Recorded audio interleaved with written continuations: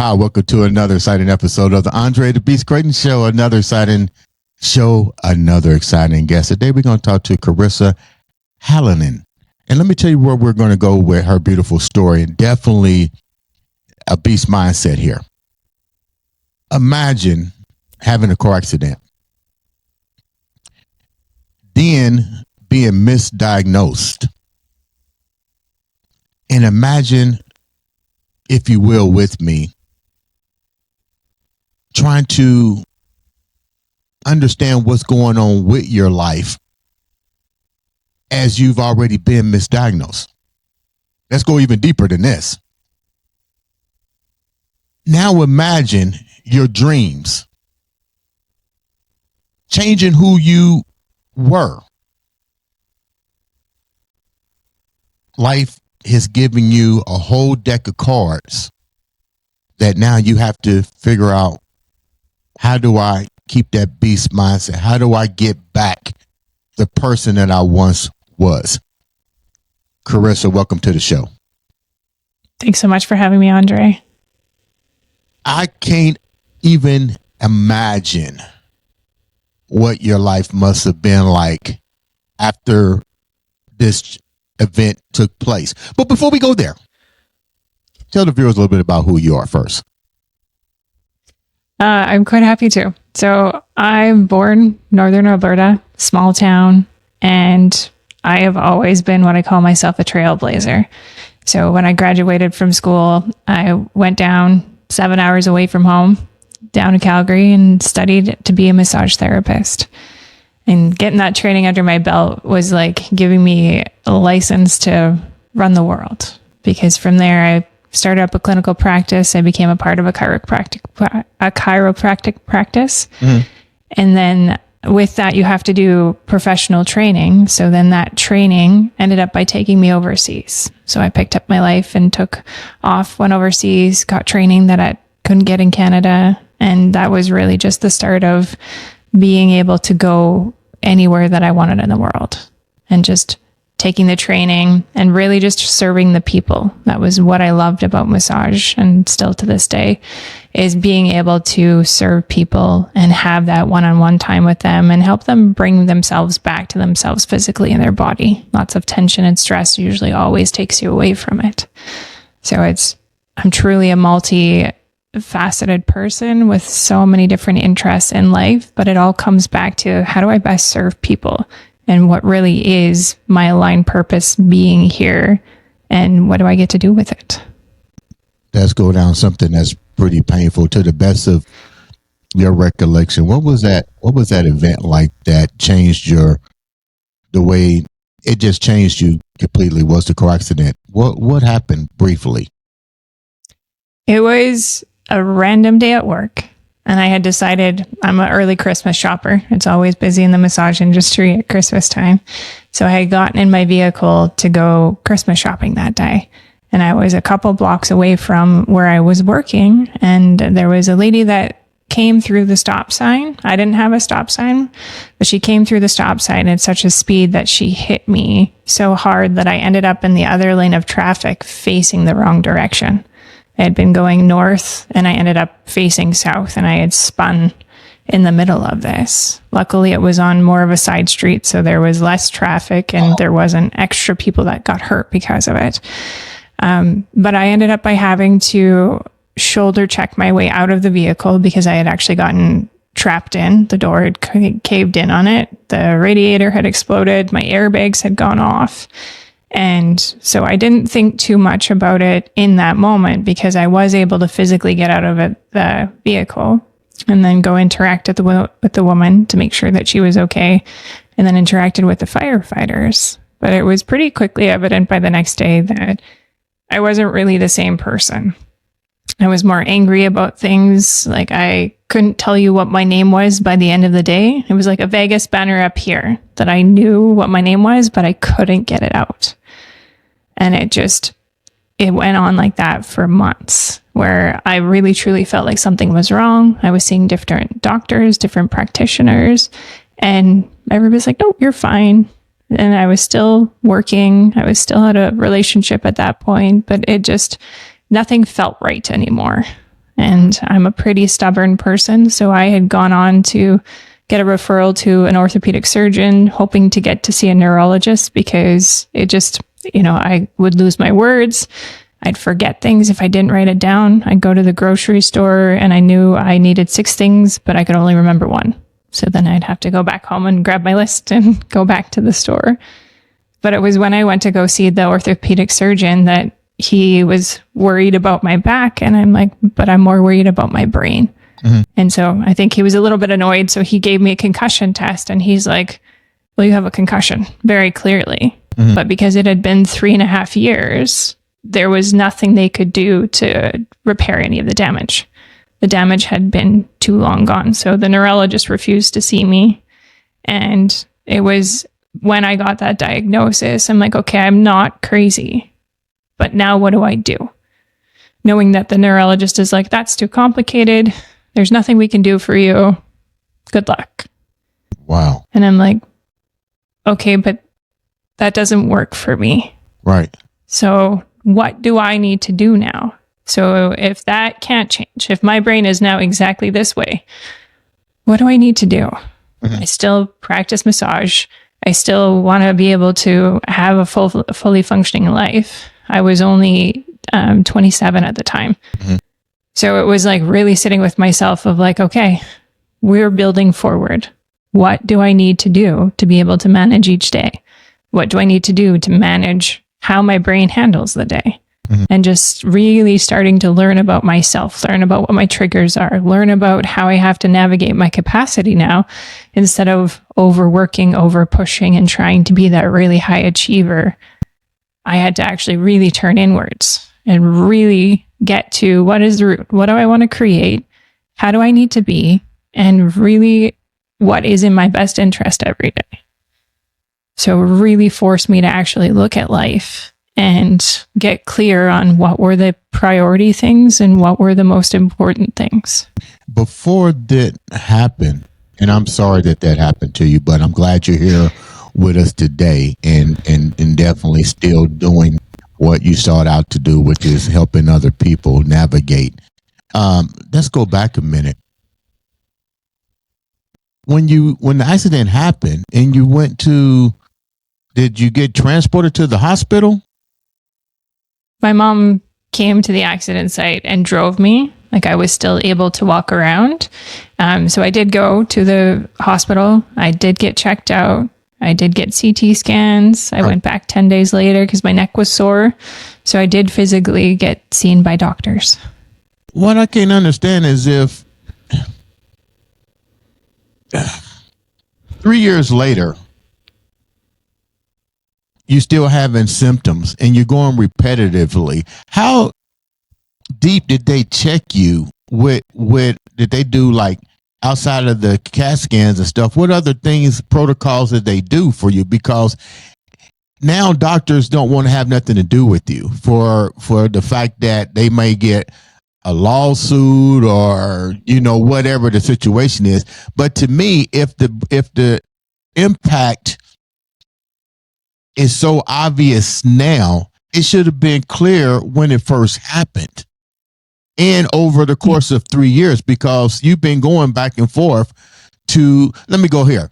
Did you, each time you went back to the doctor, were you going to a chiropractic or were you going to a neurologist? Well, I was going back to my family doctor at the time, right? Because I had a chiropractor that I was working with. I didn't have access to a neurologist because where I lived in northern Alberta, the closest neurologist is 5.5 hours away. And you have to be referred by your family doctor to be able to get an appointment. Mm-hmm.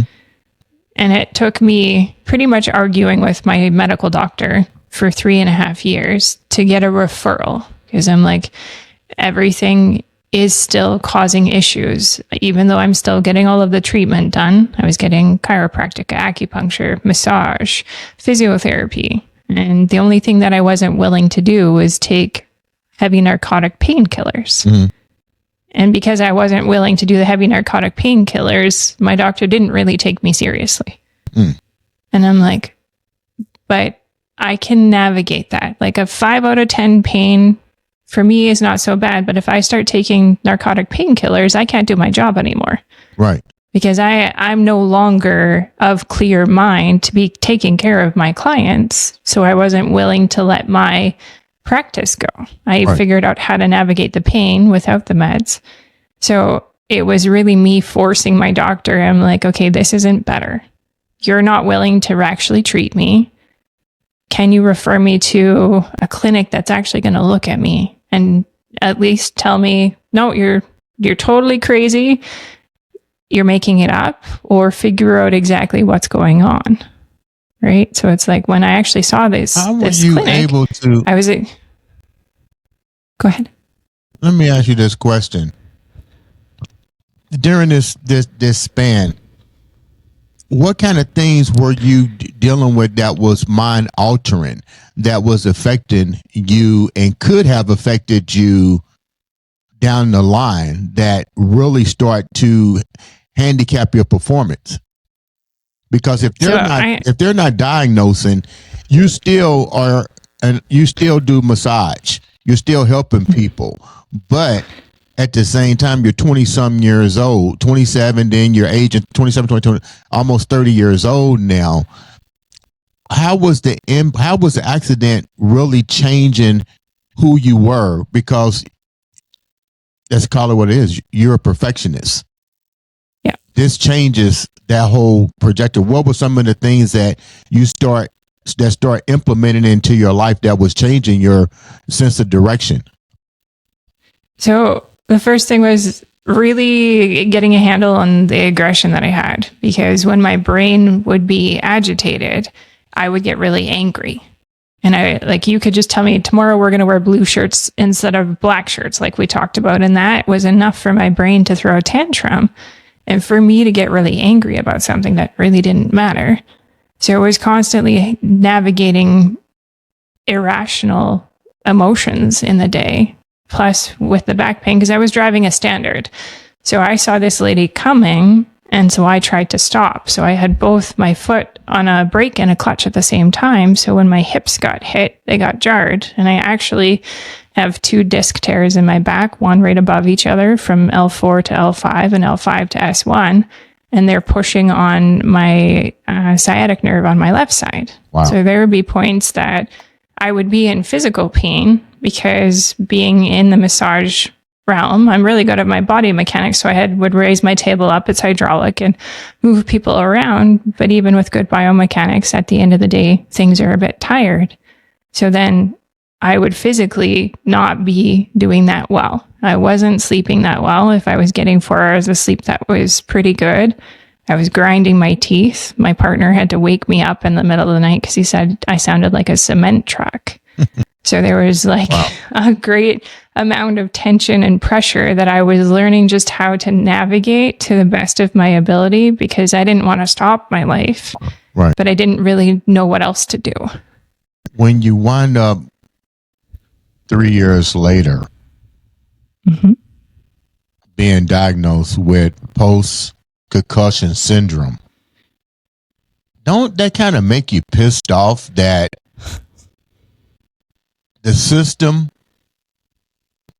wasn't capable of either listening to you or providing the right resources for you? You're talking to 3 years. So just imagine if, and I'm pretty sure they probably tell you this, what if, and this is a what if factor, what if you was put in a situation where proper diagnosis and treatments would have been performed? Maybe it wouldn't have been diagnosed as post-concussion syndrome, because at least it could have been treated or isolated at the point of origin. Yeah. So I'm not a big what if person. I believe everything happens for me for my best interest. So what I really took from that point was this diagnosis confirmed I'm not crazy. What I'm experiencing is a change in my body. But I also became the practitioner that if I saw somebody and they're like, oh, I just had a car accident, I'm like, go prove me wrong. Go get tested for a concussion and do not leave until they actually test you for it. I'm like, come back and tell me I'm wrong. And pretty much every time the person would come back, they're like, actually, I have a concussion. I got put on this protocol. I'm like, good. I don't want anybody to actually have to experience what I'm experiencing because it could have just been a concussion. Right. It didn't need to progress into post-concussive syndrome because post-concussive syndrome is what you're seeing in the NFL players and the hockey players, where it's repeated concussions that go unnoticed and untreated and then create a backlash of symptoms and issues later in life. So it made me like, yes, I could definitely go down that rabbit hole of being angry about it, but that doesn't change anything. Right. That just takes all of this energy that I now need to use to be like, how do I move forward knowing that this is something I'm probably going to have to navigate for the rest of my life? I didn't mean to cut you off. You talked about the accident. Did you ever hear anything about the condition of the lady that struck you or the person that struck you? I mean, with an impact, what I'm saying is with that type of impact, I'm pretty sure it was just as devastating for that person as well. She ended up by having a little bit of soft tissue injuries. Like she made her airbag go off. She just about ran into a tree. And one of the firefighters that responded ended up by being his grandson. So I did get a little bit of feedback from how she was doing. And from what I heard, she did okay. Like she was more startled. Like I think she was very confused to begin with because the accident should have never happened. Like for how fast she was going in that region, the speed limit was only 30 and she was going double that. Wow. So I think that was just her body was in an altered state anyhow. So maybe she didn't get quite the impact where I was very conscious of, wow, this is about to happen. How do I get myself out of it? Now that the 3 years have passed, and what has been the most impactful part of your life that you had to really realize you can no longer do this anymore?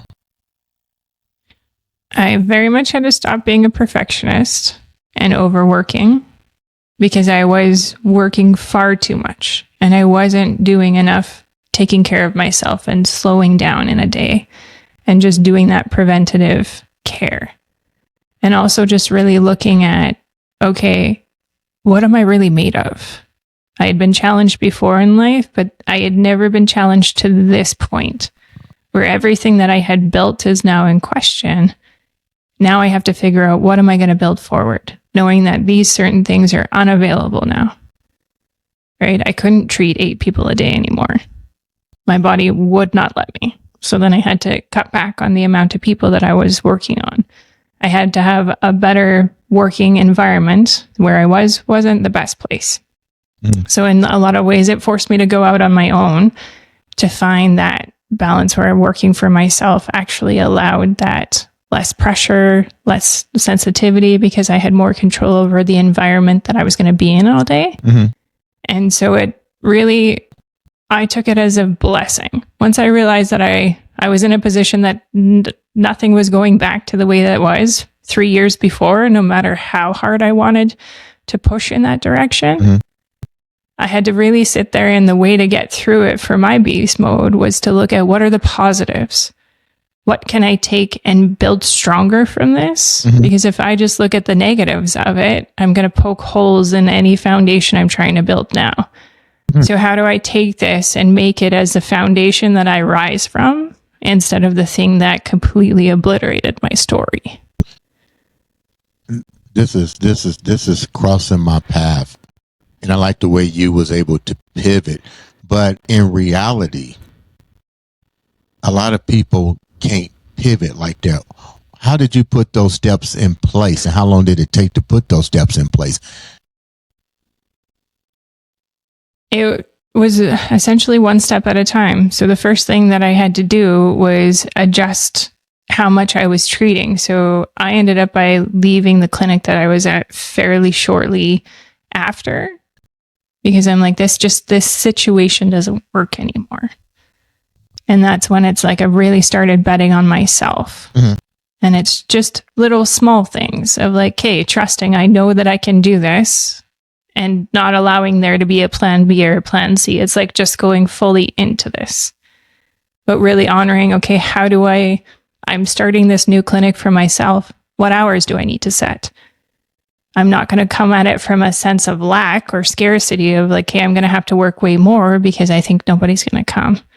I have to build what's actually going to sustain me, because otherwise I'm creating way more trouble than what I was just in.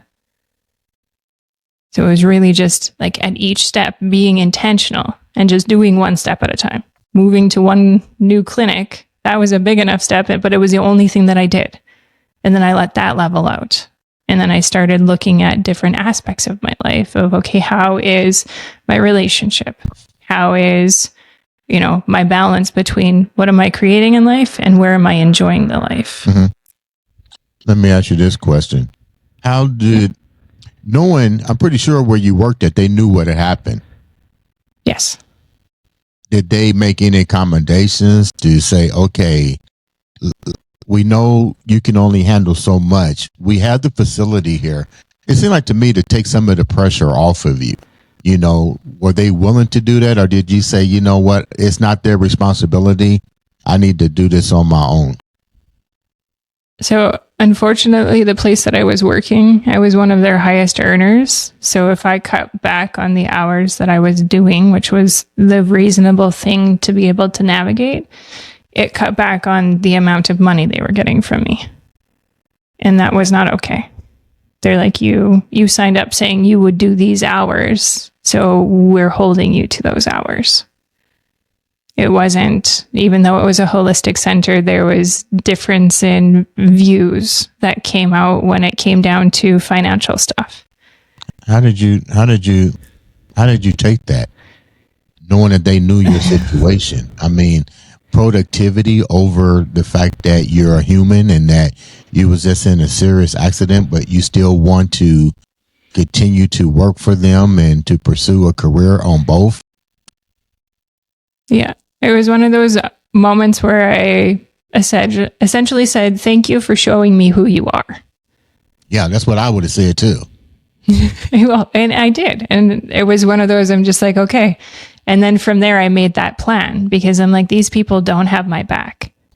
They really, truly don't. No matter what they try and present you at the beginning, it's like, well, it comes down to the nitty gritty. They don't have my back. So how do I have my back? And so the way that I did that is I found a place to rent before I gave my notice. Because I'm like, okay, now I know what kind of people I'm working with. Right. So, and when I gave my notice, it was a 2-month notice period that I had to give. Right. And then I told them, I'm like, okay, well, I'm honoring my 2 months. My last day is going to be this day. However, I'm now only going to work these days because the other days you already have therapists and I'm just not able to handle that, but I will do that for the rest of my contract. And it was a husband and wife that I was working with. And the wife is like, well, it really seems like you don't need us. And I'm like, I actually don't. And then Those were the words that were the nail in the coffin for me. She's like, okay, you're done tomorrow then. And she's like, we will watch you pack up. You're done tomorrow. And I'm like, I negotiated one more day because I'm like, Friday, I have a full day that you don't have anybody to take over. That will upset your clients. At least let me work one more day past that. Man, that is, excuse my friends, that's some fucked up shit. Yeah, it was. It just goes to show that you're right. What you say, shit happens for a reason. You know what I mean? 100%. And the fact that they knew your situation, your circumstances, that they wasn't really willing to at least accommodate, to even keep money in their business. You know what I mean? Like what? Yeah. Maybe doing a table, ask you what do you need, and I'm glad you went out on your own. Put it like that. I'm glad I was too. So let me go here. We realize, and I think people need to take a key note from your story. Out of the fact that could have been your last breath in an accident, it changed the whole trajectory. What might have seemed for the worst to the best, because most individuals have a tendency to put all of their stakes in something like you just said, their career, which was working for somebody else. And at the end of the day, they could give a rat's ass about what happened to you as long as you brought profits in the thing. With that said, who did have your back? When you look at the bigger picture of what you went through and look at it now, who really had your back? I had a couple of friends that had my back. Like my family, to the best of their ability, had my back, but it was because I had changed so much as a personality. I had points where my one sister, I have two of them, was like, "You're just faking this. You're just doing this to get sympathy." I'm like, if I'm actually faking this, I would really love an Academy Award, because this is a lot of effort to create so much misery in my own life. Right. So really, I had myself, and then the partner that I had at that point showed up for me too. And it was very shortly after we had started dating that he was there and was the other person in my corner, because even my family had their own misgivings. And again, a lot of it was because I wasn't that kind person anymore. I kind of turned into a jerk and hadn't really realized that I was being so much of a jerk. Well, it seemed like they would have known. It seemed like that they've known you since the moment you step foot on this earth. They seen your involvement from kid to woman. They should have seen some type of behavior pattern that would have said, you know what, something ain't right. You haven't been right since this car accident, but yet and still you've been met with resistance and questionability. How is it now with your sisters and the people that questioned your authenticity of what happened? Well, when they finally, like when I got the diagnosis, the younger sister is the first one I called, and she's like, "Oh, that explains a lot." And I'm like, "I'm not crazy, see?" And so it was validation for me that I'm like, okay, your perception of this was wrong. I was struggling, and you were adding to my struggle because you were thinking that I was just yanking people's legs and just trying to get sympathy and trying to get out of things, when it was entirely the exact opposite. Is I hadn't realized how much my personality had changed. My mom was the one that told me, "You kind of turned into a jerk now, Charissa." And I'm like, "No." And then after, I'm like, oh, I apologized to her and the partner that I had at the time. I'm like, "I am so sorry for how awful I've actually been, because I've been in denial and not seeing how this is actually changing my life." Let me ask you this. You've been diagnosed with post-concussion syndrome. Yeah. The way you acted then doesn't mean that you still don't have those capabilities. You can control it, I guess, to an extent, but you've been diagnosed. So that behavior pattern is still lingering within you because you've been diagnosed already.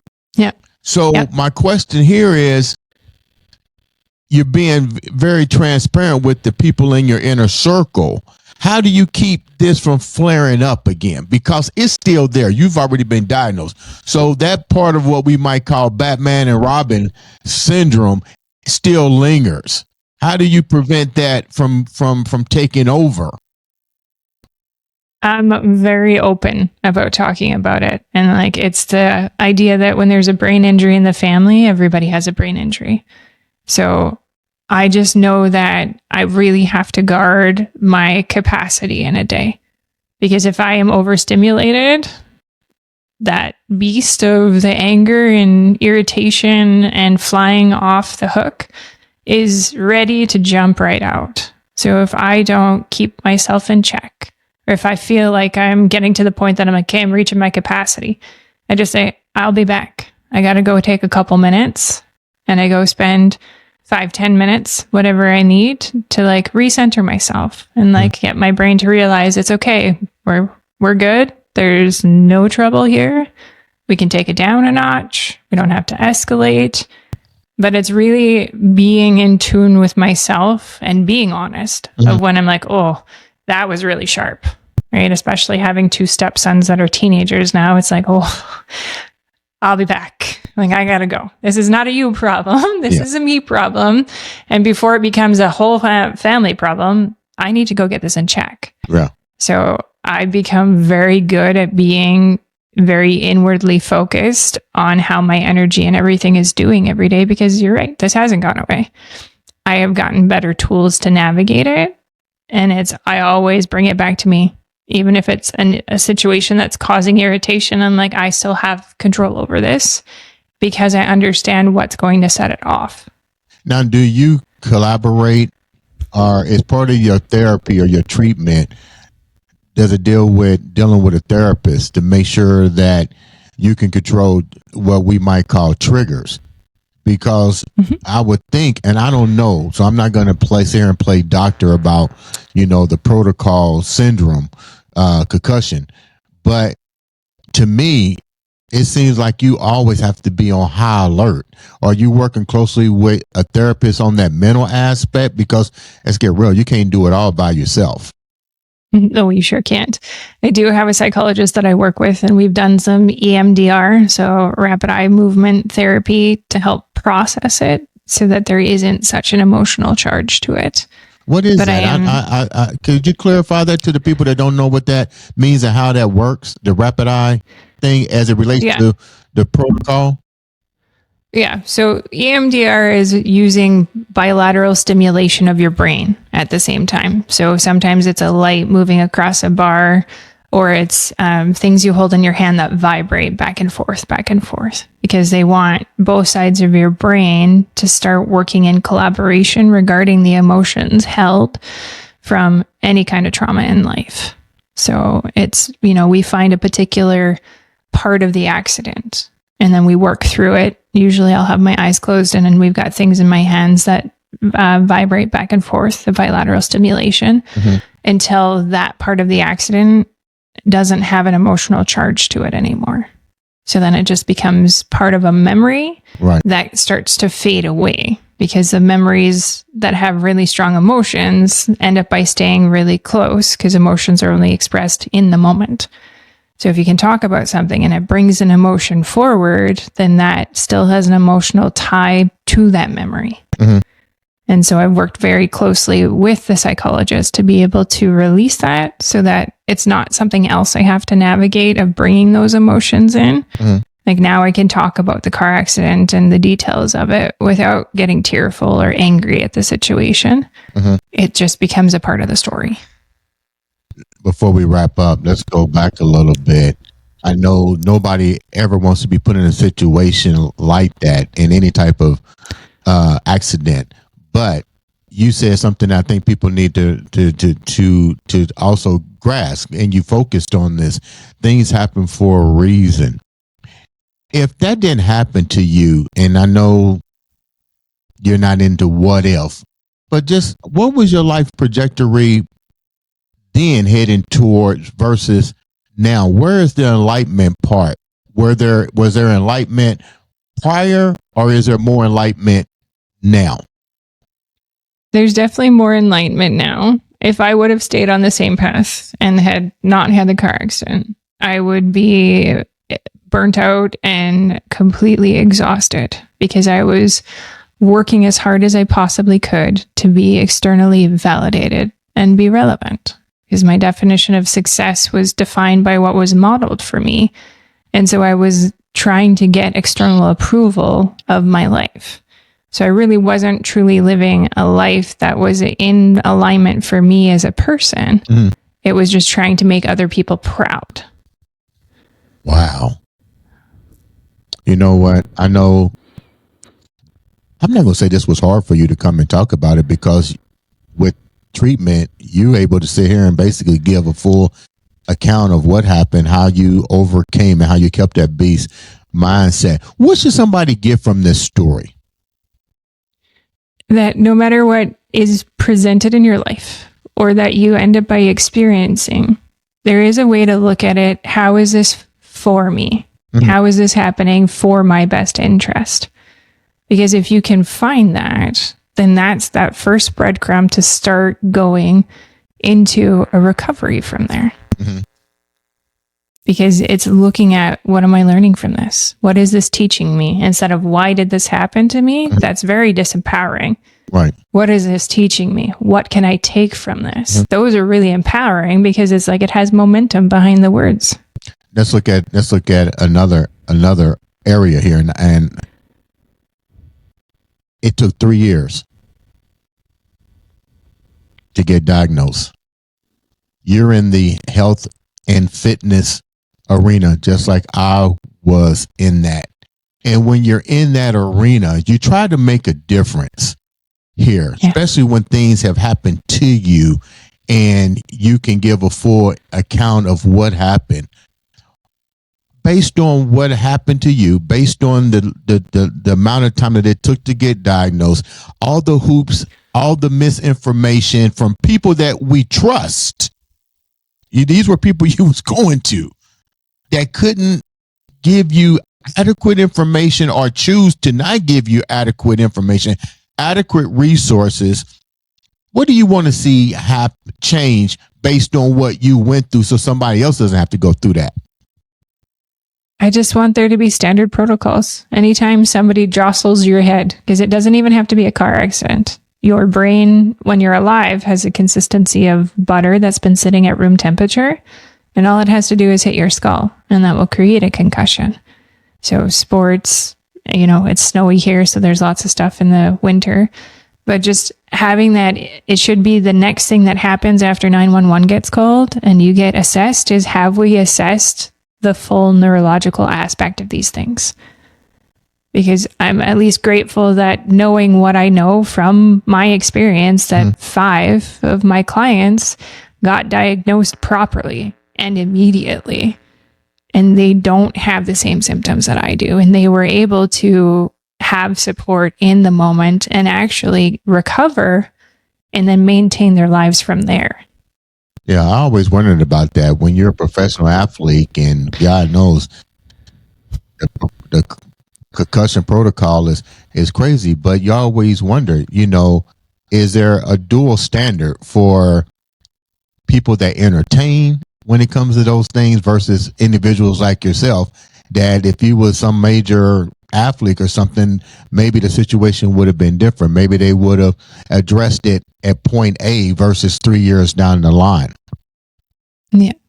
Well, and the 3 years down the line came because I was persistent. I wouldn't take no for an answer because I knew deep down something was wrong. So it was me going back and saying, okay, if you won't treat this or you don't know what it is, who can you send me to? Okay, who can I go talk to? And it was at my persistence that I eventually ended up in that city 5 hours away seeing a doctor, because I didn't give up, because my health is more important to me than it is to another doctor. No matter how good the doctor is, it's still my health. So it had to be me advocating for myself. When you went to that doctor years later, 5 hours away, what was his response that it took so long for them for you to get to the point that you're at?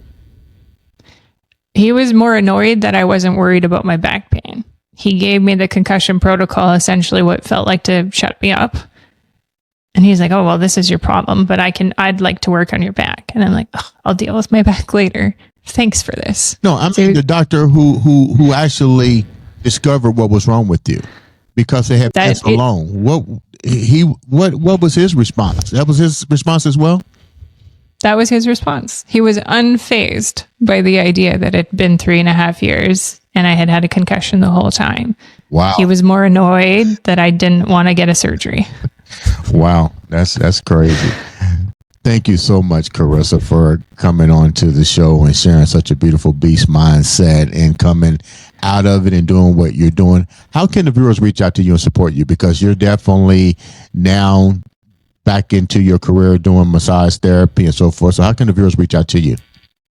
So I'm the most active on Instagram at Charissa Halonen. If you're sending a DM to me with any questions, I openly welcome it, and it is me answering it. No AI, no bots, just me. And I'm there all the time. I show you what I'm doing and what's working and just the things that are going on in life. Let me go here before I close out, because you have been diagnosed with post-concussion syndrome, and you are on social media, you're blowing up on social media. Are you finding you're getting more clients that are in that same protocol that since you're able to deal with it and recognize it, so to speak, and able to treat them? Are you getting more people like that into your studio? Not necessarily. It's more people who are wanting to change their lives, not necessarily ones that have had brain injuries. What do you mean when you say ones that want to change? Tell me a little bit about your business. And what do you mean when you say those that want to change their lives? So our business is a collection of using mindset tools, nutrition, fitness, and then massage to help people rediscover themselves. And it's like using the mindset training to help people understand where their limiting beliefs are and uncover those so that they can actually take action in their life, and using the nutrition tools to help them to get the right fuel so their bodies are feeling good, and then the movement in the day.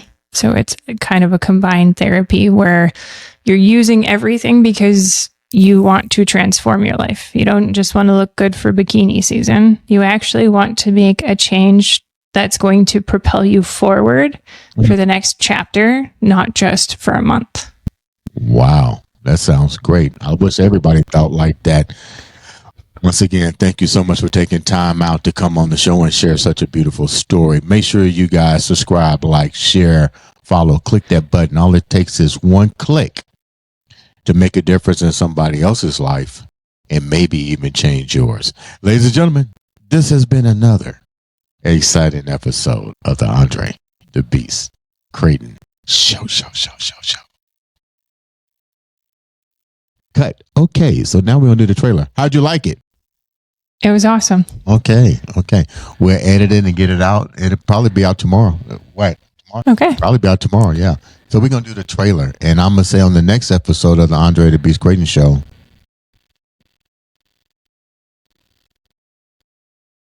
I'm more than just PCD. And then you say, hi, this is Charissa, first and last name. Join me on this episode as I share with you how I'm not just post-concussion syndrome. I'm blah, blah, blah. Just a few bullet points, and then I close it out. Okay? Okay. PCS. Okay. Yeah. PCS. Post-concussion syndrome. Okay, PCS. Okay. Be ready. 1, 2, 3. On the next episode of the Andre the Beast Crayton Show, I'm not just PCS.